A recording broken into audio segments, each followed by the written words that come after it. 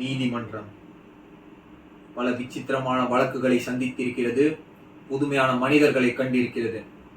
ஆனால் இந்த வழக்கு விசித்திரமானதும் அல்ல, வழக்காடும் நானும் புதுமையான மனிதனும் அல்ல.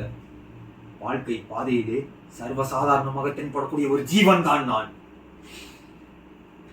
கோவிலிலே குழப்பம் விளைவித்தேன், பூசாரியை தாக்கினேன், குற்றச்சாட்டப்பட்டிருக்கிறேன். இப்படியெல்லாம் நீங்கள் எதிர்பார்ப்பீர்கள் இவை அனைத்தையும் நான் மறுக்கப் போகிறேன் என்று. இல்லை, நிச்சயமாக இல்லை. கோவிலிலே குழப்பம் விளைவித்தேன்.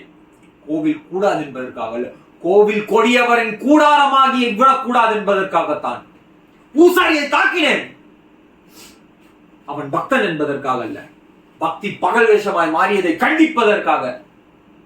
உனக்கேனே உலகக்கரை, உலகத்தில் யாருக்கும் இல்லாத கரை என்று கேட்பீர்கள். நானே பாதிக்கப்பட்டேன், நேரடியாக பாதிக்கப்பட்டேன். சுயநலம் என்பீர்கள். என் சுயநலத்தில் ஒரு பொதுநலமும் கலந்திருக்கிறது. ஆகாரத்திற்காக அழுக்கை தின்று தடாகத்தை சுத்தப்படுத்துகிறதே மீன், அதை போல இன்னும் குற்றவாளி என்கிறார்களே. இந்த குற்றவாளியின் வாழ்க்கை பாதையில் சற்று பின்னோக்கி நடந்தால் தெரியும் இவன் கடந்து வந்துள்ள காட்டார்கள் எவ்வளவென்று. பாட்டொலிக்கும் குயில்கள் இல்லை என் பாதையில், பணமெடுக்கும் பாம்புகள் நெளிந்திருக்கின்றன. தென்றலை தீண்டியதில்லை, நான் தீயை தாண்டி இருக்கிறேன். கேளுங்கள் என் கதையை, தயவு செய்து தீர்ப்பெழுதும் முன் கேளுங்கள். தமிழ்நாட்டிலே இந்த திருவிடத்திலே பிறந்தவன் நான். பிறக்க ஒரு நாடு, பிழைக்க ஒரு நாடு. தமிழ்நாட்டின் தலையெழுத்திற்கு நான் என்ன விதிவிலக்கா? ரங்கூன் என் உயிரை வளர்த்தது, உயர்ந்தவன் ஆக்கியது. திருமண கோலத்தில் இருக்கும் என் தங்கையை காண வந்தேன். மோசடி வழக்கிலே ஈடுபட்டு குற்றவாளி கூண்டில் நிற்கிறாளே, இதோ இந்த ஜாலக்காரி ஜாலி. இவள் விரித்த வலையில் விழுந்தவர்களில் நானும் ஒருவன். பணப்பெட்டியை பறி கொடுத்தேன், பசியால் திரிந்தேன், மெலிந்தேன், நெளிந்தேன், கடைசியில் பைத்தியமாக மாறினேன். காண வந்த தங்கையை கண்டேன், கண்ணற்ற ஓவியமாக, கைம்பெண்ணாக. கையிலே பிள்ளை, கல்யாணி அலைந்தால் கல்யாணிக்காக நான் அலைந்தேன்.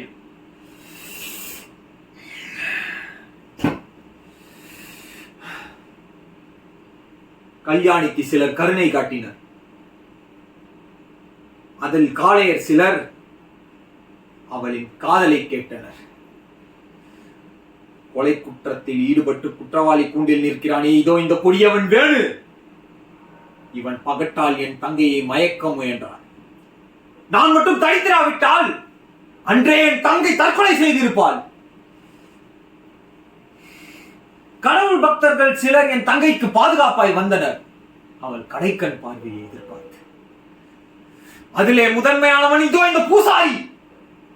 கல்யாணியின் கற்பை காணிக்கையாக கேட்டான், பராசக்தியின் பெயரால், உலக மாதாவின் பெயரால். கல்யாணி புழுவாக துடித்தபடியாவது இந்த உலகத்தில் உயிரோடு இருந்திருப்பாள். அவளை தற்கொலைக்கு தூண்டியது இதோ இந்த பூசாரி தான்.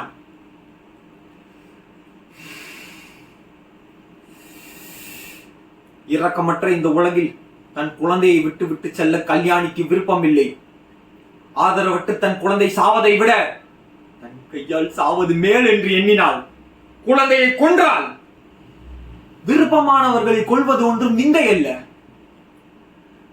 காந்தி, மகாத்மா காந்தி, அகிம்சா மூர்த்தி, ஜீவகாருண்ய சீரர், அவரே நோயால் துடித்துக் கொண்டிருந்த கன்றுக்குட்டியை கொல்ல சொன்னார். அது துடிதுடிப்பதை காண சகிக்காமல் அதே முறையை தான் கையாண்டிருக்கிறாள் கல்யாணி. இது எப்படி குற்றமாகும்? வெளிநாட்டில் இருந்து திரும்பிய ஒரு தமிழனுக்கு வாழ வழியிலே தமிழ்நாட்டிலே பிறந்த ஒரு பெண்ணிற்கு பாதுகாப்பில்லை.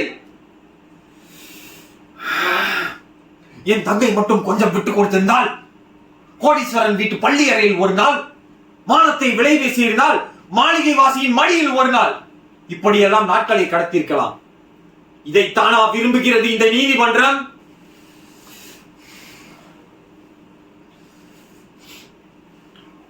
பகட்டி என் தங்கையை துரத்தியது, பயந்து ஓடினாள். பணம் என் தங்கையை துரத்தியது, மீண்டும் ஓடினாள். பக்தி என் தங்கையை துரத்தியது, ஓடினாள் ஓடினாள், வாழ்க்கையின் ஓரத்திற்கே ஓடினாள். அவள் ஓட்டத்தை தடுத்திருக்க வேண்டும், வாட்டத்தை போக்கி இருக்க வேண்டும். இந்த சட்டத்தை தீட்டுவார் அதை செய்தார்களா? வாழ விட்டார்களா என் தங்கை கல்யாணியை?